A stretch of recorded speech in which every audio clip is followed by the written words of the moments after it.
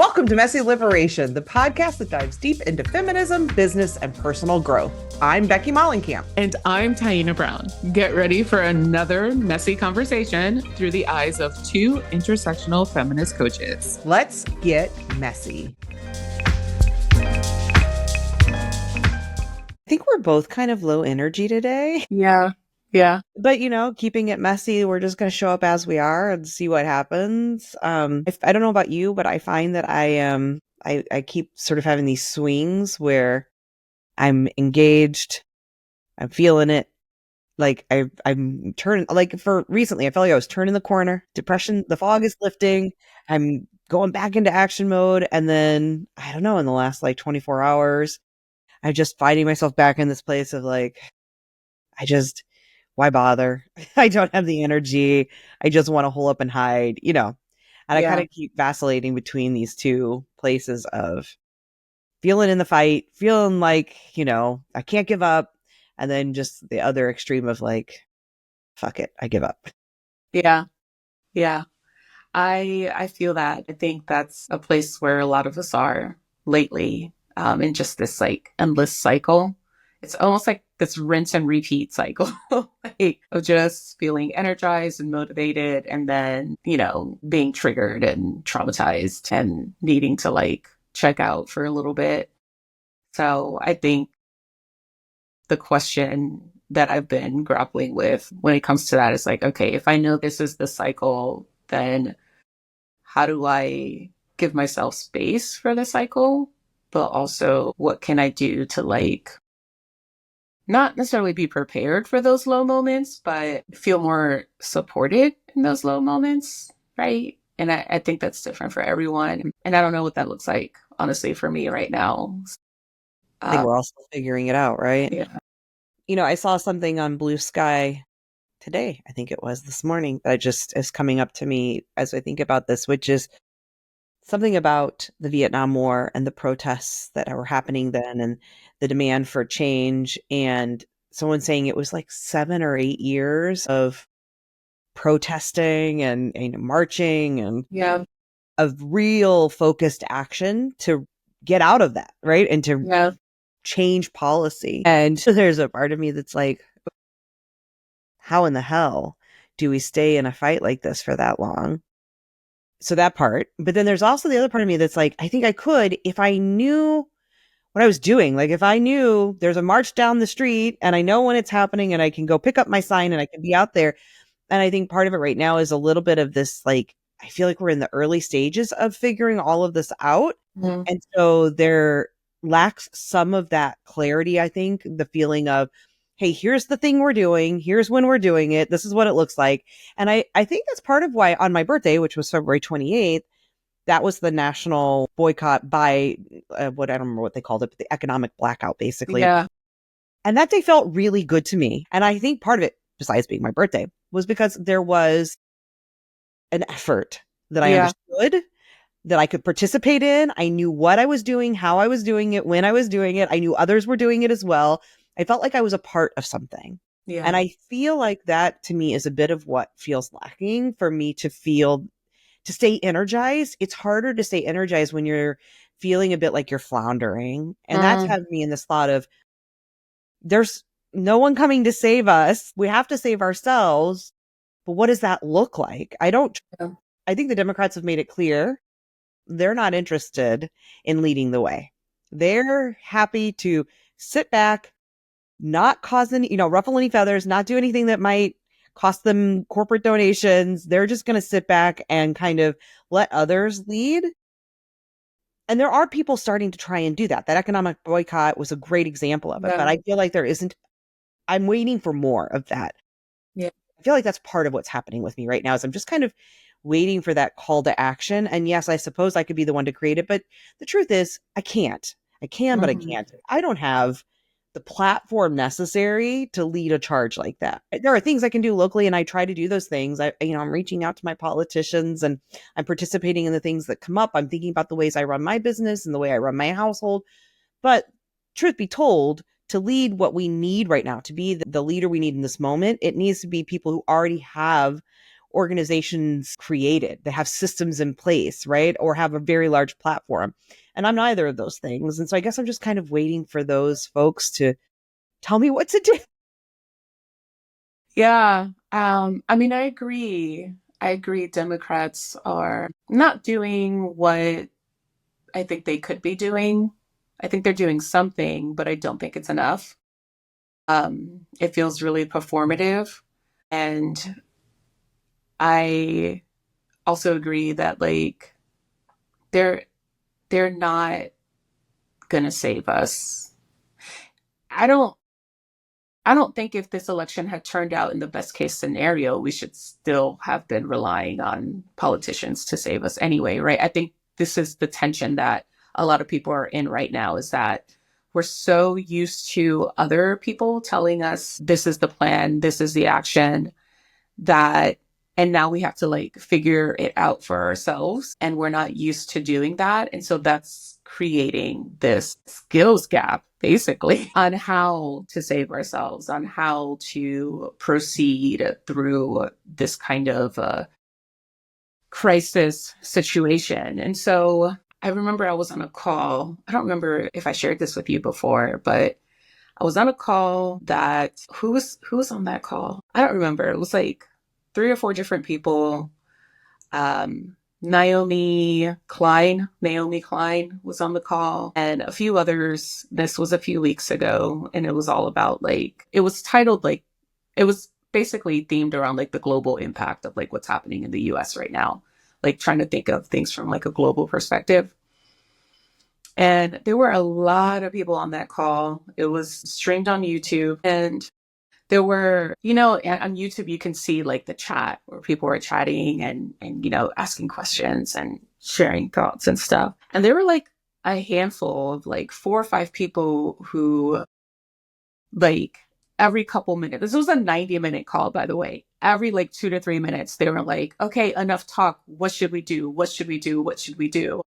And like, I get that frustration, but also at the same time, like, I think that attitude has gotten us where we're at right now, like waiting on someone else to like tell us what to do, tell us how to deal with the situation. And then the people were responding to these individuals. We part of like you being here is part of doing something right now. Like, it's not like this, like this wasn't a call to action. This was a call to discuss. And this is part of the process of taking action. And so, and that can be difficult to swallow. That can be hard to adjust your mindset around what action looks like, because we're so used to living in a world where, one, results are quick, and two, like, productivity always looks like doing something. Productivity or progress always looks like immediate and swift and bold, for lack of a better word, action. If I've learned anything from studying about the civil rights movement and the feminist movement and all of that, is that that that's not what that's not it's the totality of what resistance looks like. And Yeah. we while it is incredibly frustrating to have to figure it out on our own, it's also an incredibly powerful place to be in, to figure it out on our own. And I think it doesn't feel powerful because there is no immediate action. There are no immediate results. And I think we just have to adjust our mindset around that. We have to adjust what our expectations are around it. And I mean, yeah, I don't know what else to say about Well, that. I think, I hear inside that the white supremacist urgency thing, and I absolutely know that that's something I'm wrestling with. And what comes up to me is a few things. One, like, of course. So of course I'm going to be feeling that. And if that is what if that is the conditioning I know, the waters I swim in, what I'm used to, it's going to be hard, right? Like, it is confrontational to be met with the realization of it isn't a problem that's solved overnight and this will take time. And that is hard. That's really hard to sit with, right? So there's grief inside of that, of like, this is what I've been made to believe, that things like everything should be swift. We should be doing things quickly and urgency matters. And it's not happening here. So that's hard. There's grief inside that. I am also thinking of what I just said about the Vietnam War and that it took 7 to 8 years. Yes. Like, so of course it's going to take time.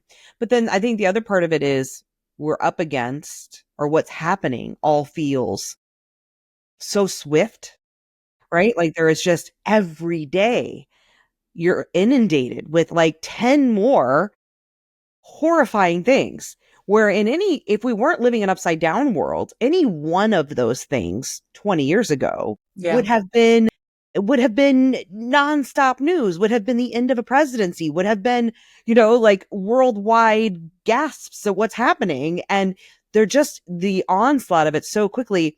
And I think because it's coming so quickly, it feels even more like it doubles the feeling of needing urgent action, because you're being faced with like what feels like such urgent, swift, like you're being hit in the face one after another with a wave. And you're like, I just want to be able to hit back one of these things, right? And to sort of know or be told or come to the realization that there isn't anything urgent that you can do, that it's not going to be a one-day solution, that we're not going to, beat this monster in a day. Like that, it makes it even more difficult. It's difficult to confront the urgency thing anyway, but when it's coming at you with such a urgency, it's like double the impact. You know what I mean? Like double and so it's just really, really hard. And yeah, it isn't something that can be solved all at once. But I do think that's probably a bit of where this vacillation comes from, of like when I get into the realization of I can't solve this today, like, and I'm in the grief part of that confrontation of that, like I get low. When I can get out of like that grief space and be in more of my logical mind and like my educated understanding of these issues to say, of course not. And this will be a sustained thing and nobody's coming to save me. We have to save ourselves. Mm-hmm. I can lean on my community. I can mobilize through the communities that I'm a part of. I can be a part of change. Then that's where I can get into that more like excited space. And I think that's probably why I'm going back and forth. But boy, it's really hard. And I know I can't be the only one who's wrestling with all of that. Yeah, for sure. We all are.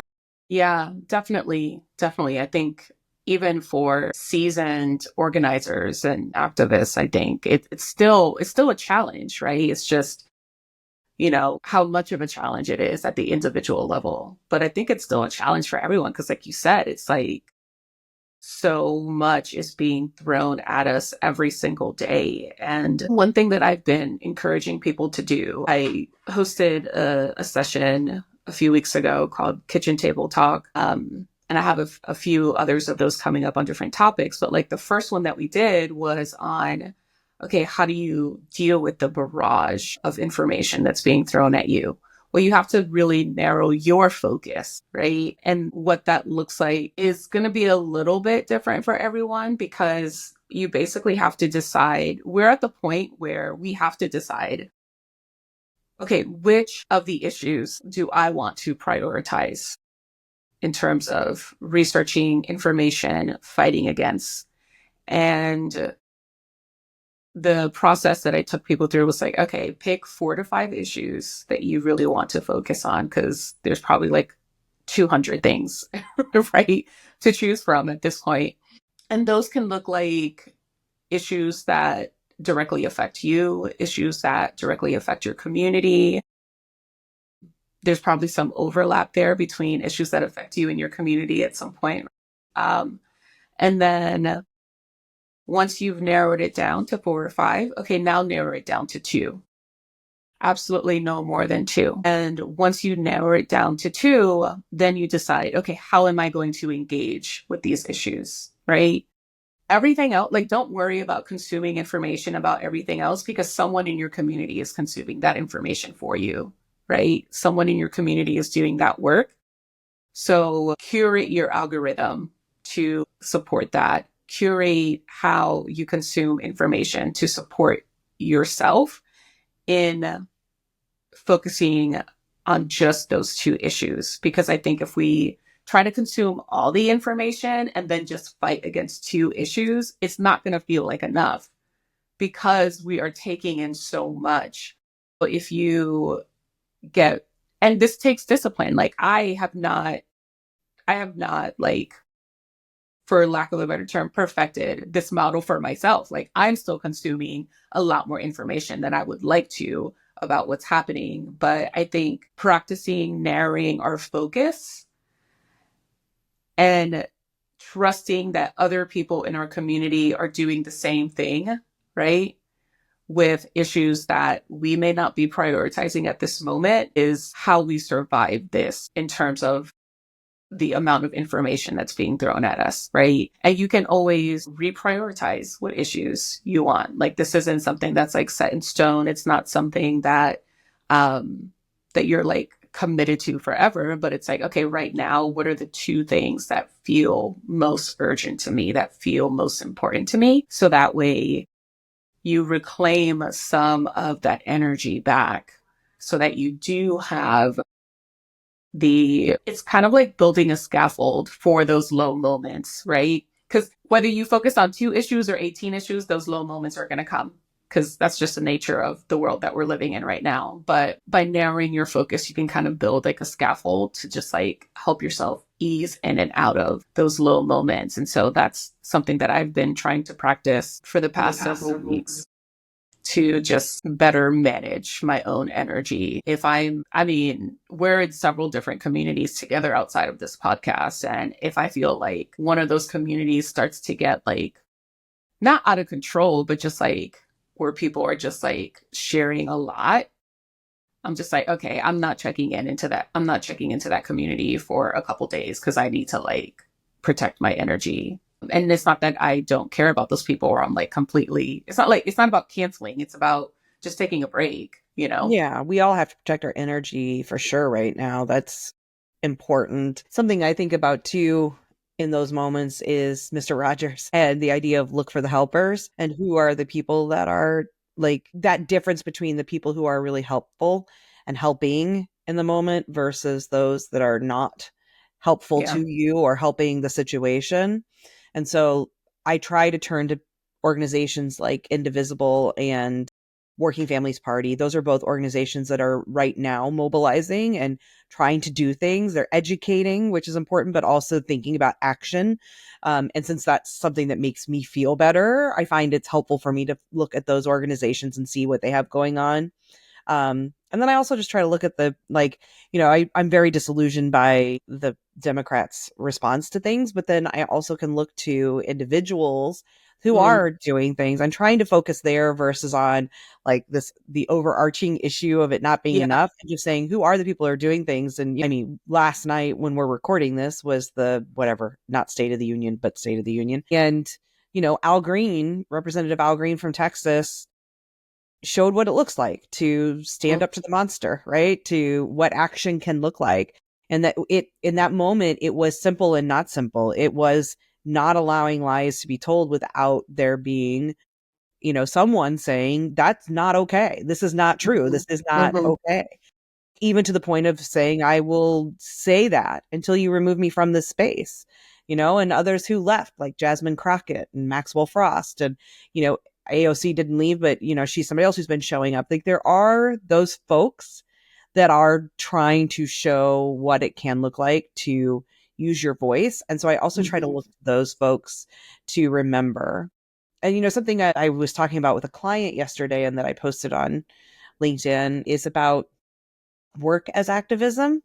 Because I think for a lot of us, that's another thing. And that's something I try to keep connecting back to. It's so funny how it can be a double edged sword. Like when you are feeling overwhelmed by everything, you feel like I find myself starting to feel checked out from my work. Like, because I'm checked Yeah. out from everything, I can get easily sort of disengaged from everything.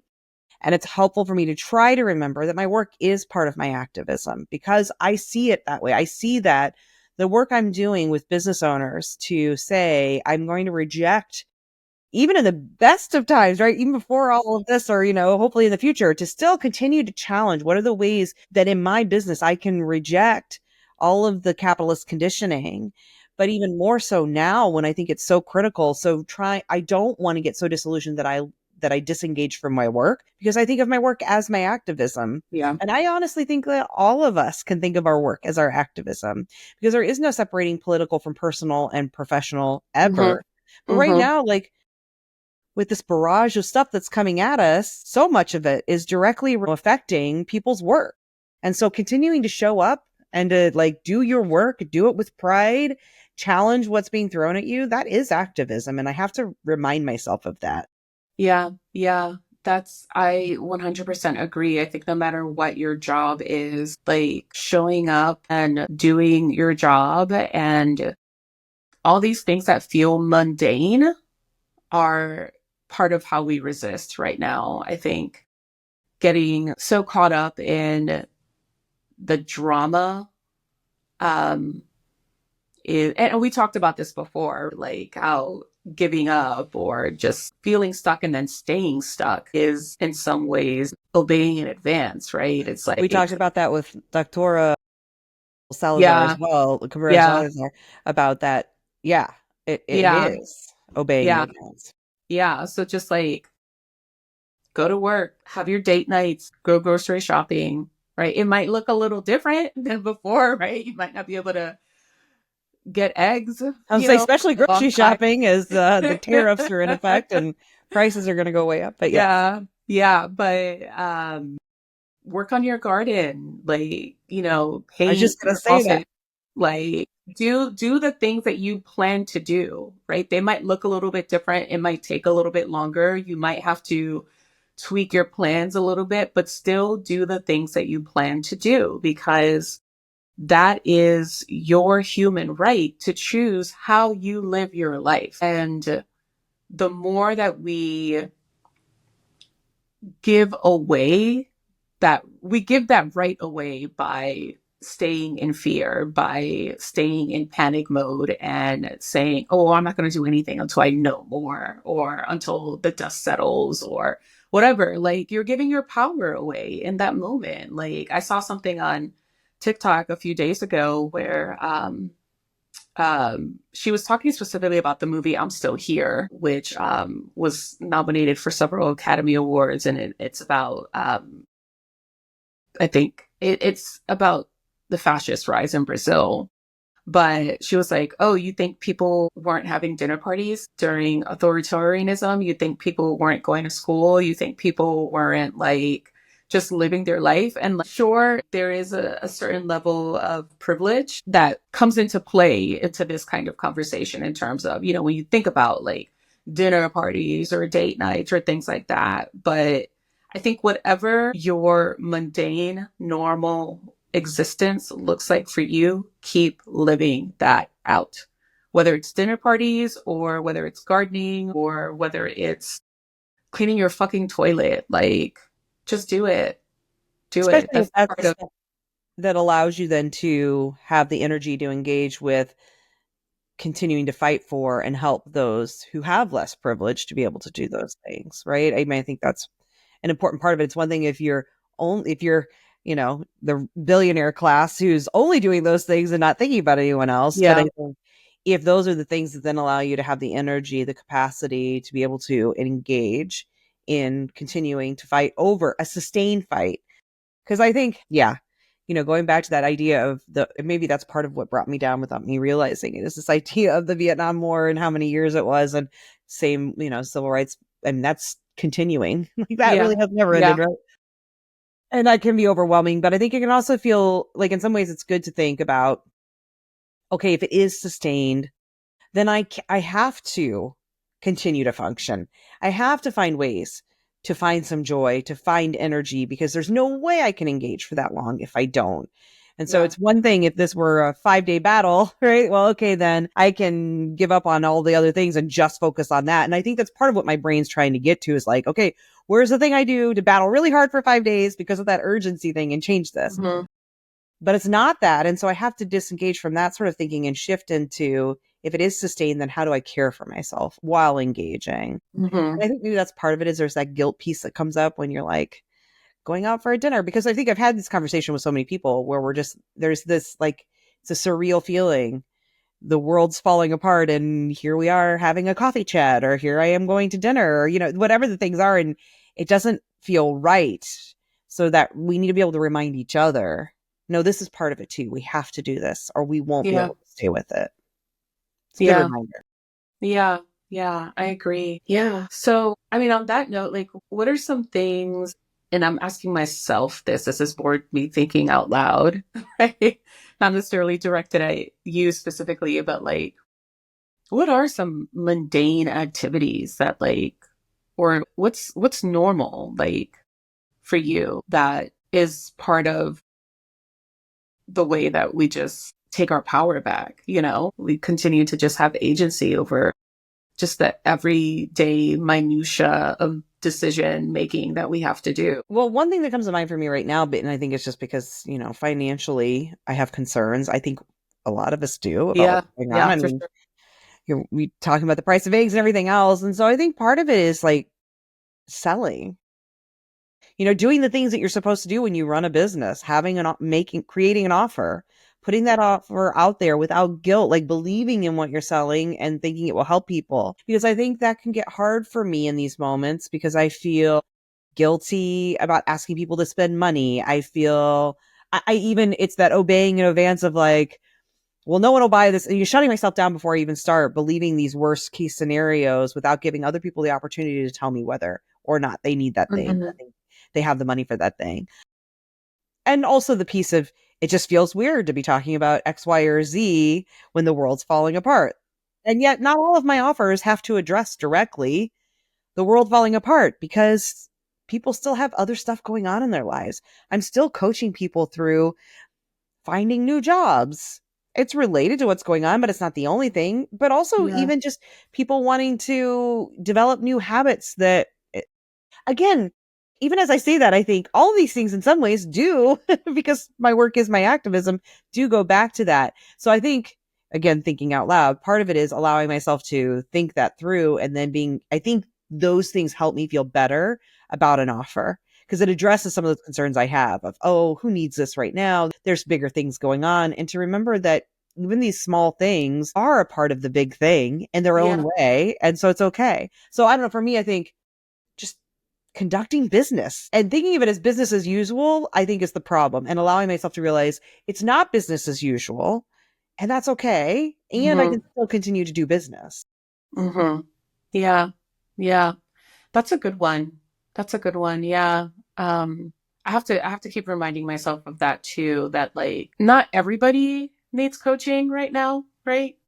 But somebody does. Somebody needs coaching for whatever it is that they might be going through. And I've been trying to, um, or I've been working on, not trying to, but working on like, and I mean, I've been in this position of just like transitioning my business in general for like the past like 6 or 7 months. So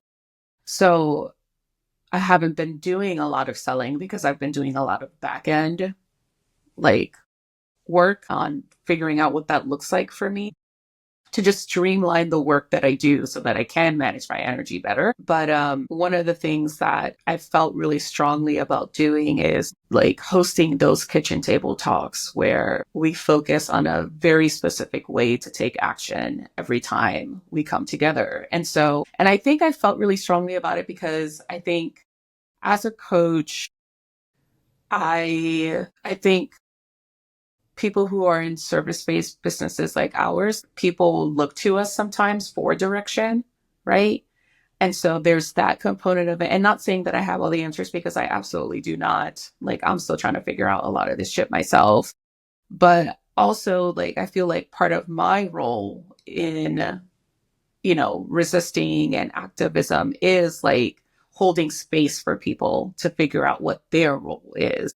And so, which is why I was like, okay, let's do something, let's offer something that's a little bit different from what I normally offer for coaching to help people feel like there's a way for them to like tap in and feel a little less powerless, a little less, out of control of what is happening to them and how it's affecting them. And so So I'm excited about that. The next one that we have coming up is actually on like preparing your finances for the end of the world, basically.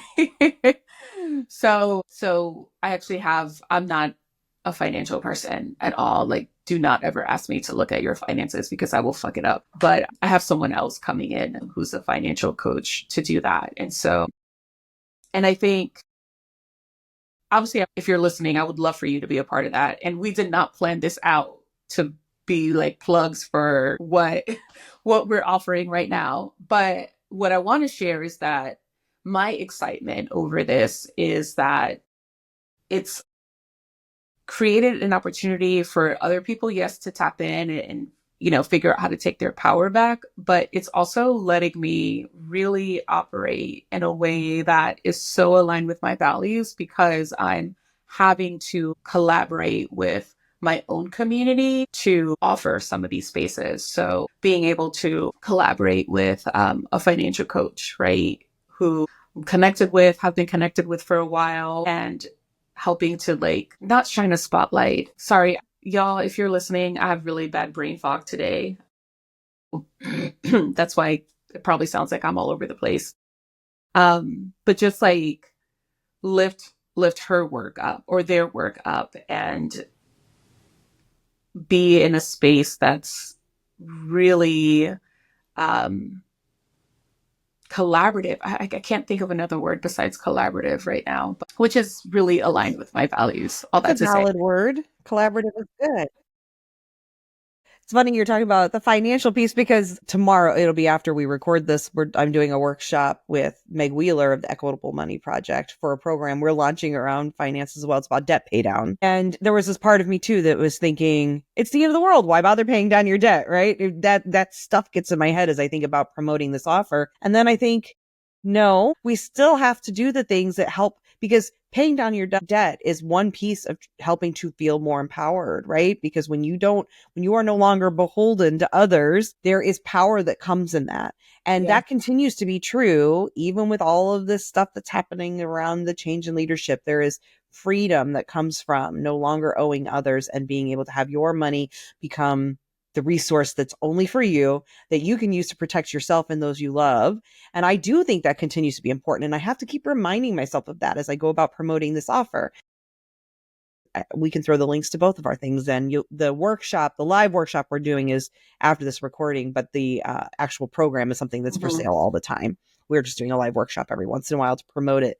It's just an evergreen course. But anyway, same thing where it's like, I have to remind myself that there is still these offers are still valid and doing business is still important and helping others in the ways that we do is still important.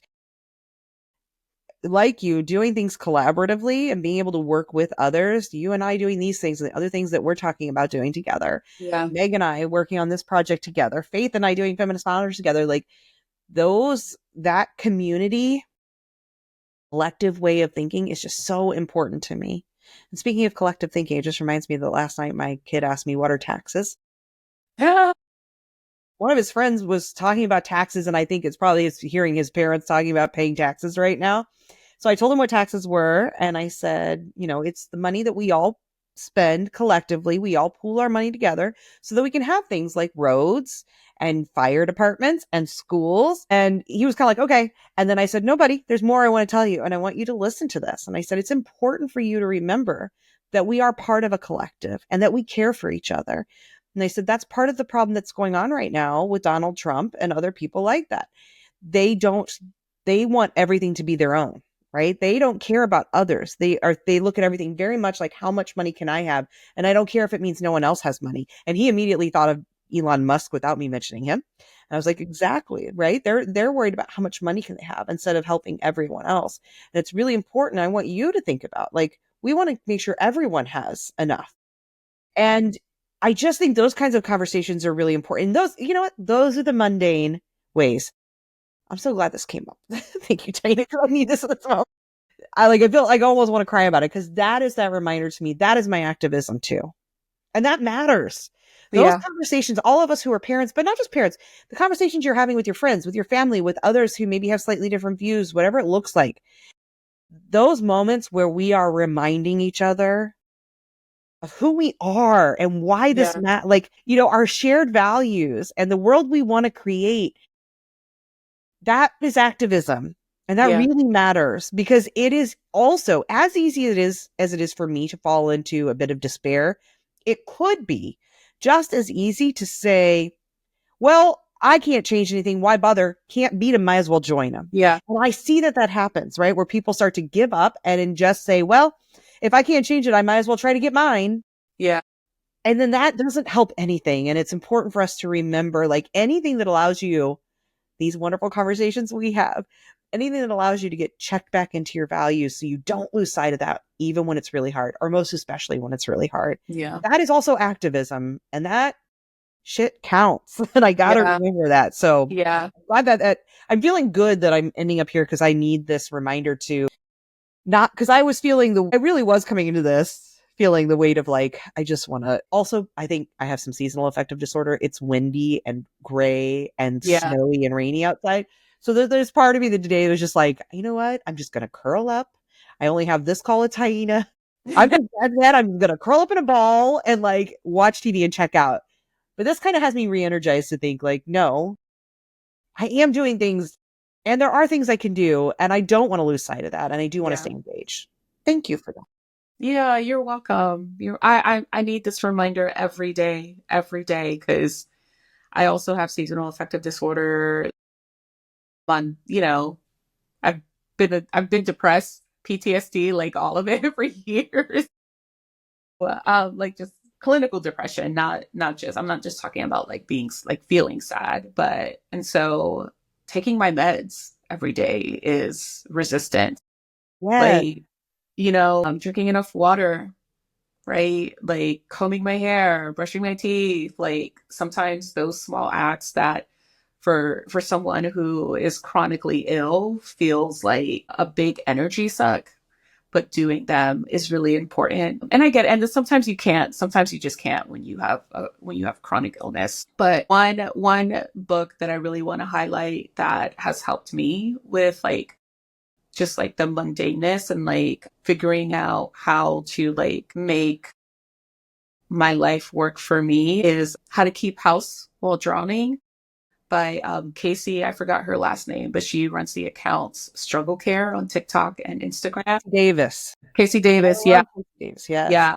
Yeah. She's a psychologist and has struggled with mental illness herself and has kids. And her whole premise is like your house and your life should function for you, not the other way around. And so that has really helped me, and just like divorcing the morality from the task of keeping a clean house, washing the dishes, brushing my teeth, things like that. And the other thing I was going to say was like, fuck, I just forgot what it was. Hey, that's the mess. That's the mess. That's the mess. Yeah. So if you are there and you're struggling with just like, I really don't want to do anything, that's okay. That's okay. Yeah, I was gonna say also just because I'm leaving this conversation feeling a bit more re-engaged, I think it's important to always remind people it's also okay if you're not. Like, because I have just as many days where I don't get there and I do get curled up in the ball and just watch the TV and say, fuck it, I'm checking out. And that's also important. And in, like you said, in some ways, that's also the activism, right? Because Yeah. that is the self-care that's so important. And remembering that is just really key. But if you don't have community, if you don't have people like I have Taina and I have others that I can have these kinds of nourishing conversations with, find your people. Yeah. That's also part of your activism right now is finding those people because this is going to be a slog and you have to have people that you can turn to and not just to have the conversations where you bitch and moan about what's going on. Those are valid and important as Yeah. well, right? We all need those, but also those people that can help you reconnect with your values, with what matters, with what it looks like to stay engaged, who can give you compassion, like all of that, those well-rounded spaces or individuals for each of those pieces if you can't find Yeah. that all in one. But I just think it's so, so important right now to find, I mean, we always need it, but we really, really need each other. Yeah. Yeah. Yeah. And people you can just laugh with. That one too. I have Yeah. that with my partner really well. And I can turn him for a lot of things, but him being a white cis het man, there are pieces of this that are just, he's not the right person for me to engage with certain parts of this because he just can't understand, which is where it's important to have some other folks. So thank you for being one of those people for me. It means so much. Thank you for being one of those people. Thank you for being one of those people for me. So I want to end with like, what are you looking forward to this year? Oh, this year. I thought you were going to ask me like today or this week. I'm like, this I year, might be able to come up with something for this. Yeah, something long-term, right? Because we started out talking about how this is a long-term strategy to resist, right? And honestly, it's long-term in the context of this is life, right? I think a lot of us have just gotten so comfortable with the status quo, and now the status quo has been shaken. So we realize we actually we got to do something. So that's the long-term hard fight. But what's the long-term joy that you're looking forward to this year? Well, I'm just going to piggyback off of kind of what I've been talking about already, but that's probably because that's what's on my mind, which is I'm really excited to see where by the end of the year, some of these business partnerships that I'm forging that are new for me, but I'm so excited about, like where they could be. What's the potential inside of those? I'm really excited to see how much money I can be making with others. I've always made money alone, even when I've worked for other people. Like I'm doing it in service of myself and just like very focused on singular individual goals. And to have this new approach that I'm so excited about of like collectively engaging in earning a living with others. I'm really excited, like what difference that may make by the end of the year and how my financial picture looks compared to the past and how much better I think it will feel to have gotten there, if that makes sense. So like, I'm just really excited about some of the collaborative projects that I have going on to see how that changes the way I think about and conduct business moving forward. Yeah. What I hear you saying is that what I'm hearing you say that you aren't saying is that it's something that feels so values aligned for you that you're excited to see the impact of that on your business in general. Yeah, because it's new and this is really the first year. I mean, I've had little bits, but this is the first year I've been like, I'm doing almost nothing in my business anymore alone, other than my one-on-one coaching work, because it's just me coaching. Yeah. But every other offer I have in my business right now is with others. And that's like, cool. I feel energized. So I guess I'm already feeling it's exciting, but I'm excited to see by the end of the year how it actually ends up paying off financially. It's paying dividends already internally. Yeah. But I'm excited to see like, where does that lead to financially? Yeah. And I hope that it is equally in line with how I'm feeling about it. Yeah. That's cool. What about you? I actually have 3 friends who are engaged right now. So I have some weddings coming up this year that I'm really looking forward to. And my wife's little cousin, who is 16, she's about to be 17 next month. Jesus, God, I've known her since she was 4.